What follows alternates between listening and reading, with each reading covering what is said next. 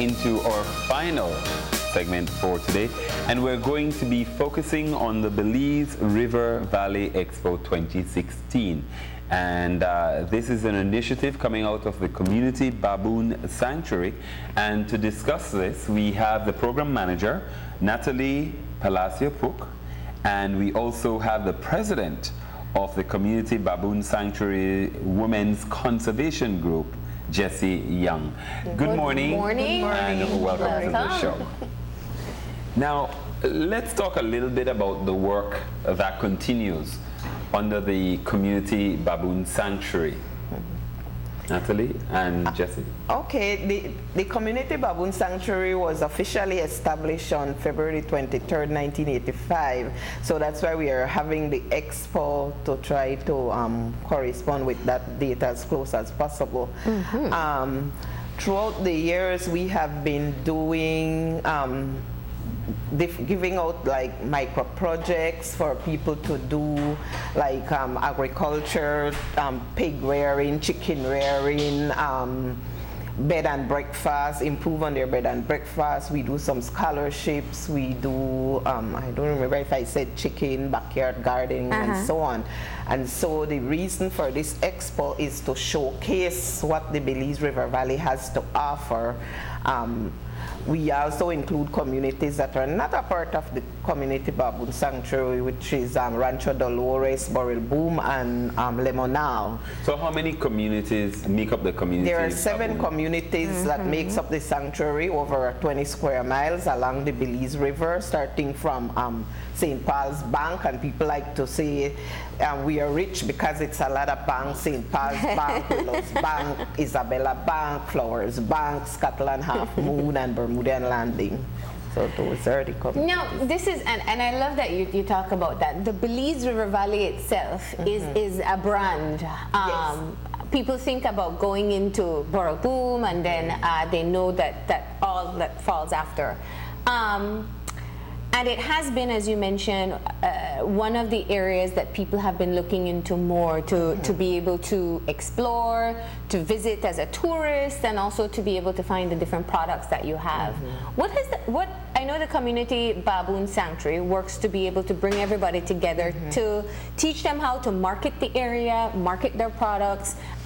What has that process been like? Actually, I have to say that this is our 2nd year for the Expo. The first one was a trial, and it went fairly well. And so we decided that we want to make it an annual event. In the area, we have people who who are farmers, they're not used to, and they don't know how to sell their produce because they won't come into Belize City to try to sell. And so we believe that with this expo, bringing it right to their door, they have the opportunity to come out and sell what they have in the area. So it kind of opened up the whole area, and even for the farmers, now they know how to sell, or they're looking forward to bringing out something to sell. When it comes to the expo itself, Natalie, what would you say are some of the lessons that were perhaps learned last year, things that worked that you'd like to make better or keep, and then some things that didn't work so well, perhaps? Things that worked, the information booth. Having the information booth from organizations that work in the area is very key, because we on the Friday itself we have that dubbed as an information day, and so we have a lot of students coming out. So we have all different types of organizations that work in that area, and so having them highlight the works that they do is definitely something that works. It gives them one location to go. They don't have to try and figure out how can I publicize the work that I'm doing. So that definitely works. So that's something that we kept, and we are trying to continuously to add new organizations to our list of organizations that are present at the information on the information day. Another thing that worked would definitely be having the students coming out, because one of the things that we like to do on, on, both days actually is to have cultural demonstrations, and we have all different types of organizations that work in that area, and so we have a lot of students coming out. So that definitely works. So that's something that we kept, and we are trying to continuously to add new organizations to our list of organizations that are present at the information on the information day. Another thing that worked would definitely be having the students coming out, because one of the things that we like to do on, both days actually is to have cultural demonstrations, we're in the heart of the Creole culture when you're talking about Belize River Valley. Yes. So a lot of the cultural demonstrations that we do are geared at getting kids to see things that are what we consider dying traditions, like how to make kiss, how to make the fly swatter, the plantation dance. All of these things are demonstrated so that kids don't lose it, because it's not readily practiced here in Belize City again. And so by coming out to the expo, the children are able to see all of these things happening in a natural setting. And one of the things, I mean, you call it Belle Rive, right? Right. It's a Belle Rive Expo. One of the things that people know is that there's so much tradition still alive there, as you pointed out, whether it's, you know, it's the fly brush or the kiss. But the traditional sweets is something as well that we expect to come out of that area. Some of the local wines we expect to come out of that area. There will be a lot of those, wangla, tableta, shark cake. I don't know if you know what is shark cake. Shark cake. All of that will be out there. What's it? Stretch me goods. Yes, You're gonna have that? That's a great demonstration. Right. And one of the things too is the plantation dance that is not done anywhere else in Belize. It's a culture that we want to promote, and so that will be one of the highlights of the events. And what we added this year is the Miss Middle Age Belize River Valley pageant, and it's a cultural pageant that we will be trying to promote, you know.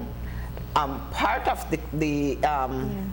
that event will be that the contestants would be depicting like Tata Dohende, Hachishi Pampe, Bra Anansi, Bra Tiger, you know, so that is a part of the whole pageant. So it's not like a popularity contest, it's a cultural It's still pageant. keeping the tradition, and that's what I wanted to ask, because given the fact that people have an expectation that going into the River Valley you will see traditional forms of things. What do you do to encourage the people of the communities to keep these traditions alive? Part of it is through the expo. We try to do it so that the kids can get some education from whatever we are doing. There will be a question answer where the contestant will pick out words from a hat, like maybe the fire heart or the pataki or the bunga, and they have to explain what these things are and what they were used for. So it's an education process as well, and this is done mainly to educate the younger people of the area that don't know what these things are. How much of it is a marketplace kind of expo as well? Because very often we go and you may have the demonstrations, etc., and food, obviously, food and drinks, but you don't necessarily get an opportunity. For example, if I want to buy a kiss, are those the type of things? Would you please tell the viewers what a kiss is? They're just tongue. Right? Usually for charcoal or for fire heart. Right, for fire heart. Well, that's why we try to encourage the residents to have a lot available, because many times when people come, they see it, they want it right away, but sometimes we only have enough for demonstration purposes. And so we try to encourage them, at least for this year, to make sure you have your kiss out there, make sure you have your fly swatters, because when people come, they might want it right away, so you have to have them available. Rice beating? Yes. Rice beating. Yes. Right. And maypole plotting? Right. That's something that they definitely want to bring back as well. Also, I can't leave without saying that when you talk about marketplace, the Friday and the Saturday we have Grace Kennedy coming up, working with us. They will be providing spectacular deals. I know they normally do a fire sale every month, and I believe they will be having their fire sale up there this weekend, Friday and Saturday.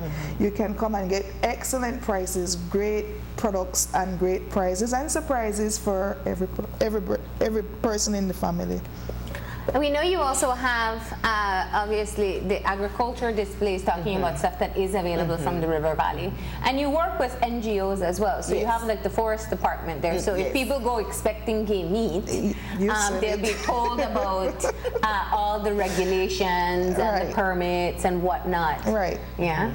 So if people go expecting particular foods to be on sale, will it all be available? No. Or based on what is in season? No, we won't have any of the game meat. That's the sad part, because we are a conservation organization as well. So we made sure that all the booths, we inform them of what they can have from what they can't have. Yeah. So. Yeah. And then if anybody complains, you can send them to the right. Yeah, to they will be educate there themselves as to why it exists that way. Yes. Yes. Right. But you also have other things that are made from the area itself. There's the cohoon oil production. Yes, that they will be displaying out there. We have a number of arts and craft and different things that will be on display out there as well. We have an eco-fashion show with the kids that they use recycled materials to make dresses and costumes that they will be displaying. What was the kind of feedback that you got from the last expo in terms of people participation or just coming there? What was the type? I know for the Friday we had more numbers and a lot of people, more than we expected. And on the Saturday it was a bit slower in the morning, but then in the evening it picked up. And that's something that's commonplace for these types of events in that area. I've noticed that with other events as well. People tend to come out when it's a bit cooler. And so, but we do encourage people to come out on both days, because like I said, on the Saturday we will have excellent deals, especially from Grace Kennedy, and then you will also have from the people right in the area, they will have items out there for sale as well. Okay, we just caught Eye of Entertainment, and you have to tell us about it. There are two things. The country song sing-off. Yes. And that's one thing because that's all you hear when you go around. Yes, we have the waltz competition and the country music sing-off for the Saturday night. That's before the dance. And so we are still asking people out there who have a talent in country music to come on out and participate in this competition. And for those who know how to waltz. Yes, and for those who know how to waltz, they can come out and win great prizes as well. And we also have the quiz competition with the primary schools. We have a quiz and a poster competition as well that will be taking place on the Friday. And then on the Saturday, we have a football marathon starting from 10 a.m. as well as the other displays that will be out there. And I must quickly mention the name of the contestants, because they will get to me if I don't. We have Miss Carol Sutherland from Rancho Dolores. We have Miss Delcy Roca from Willows Bank, Miss Sharon Robinson from Flowers Bank.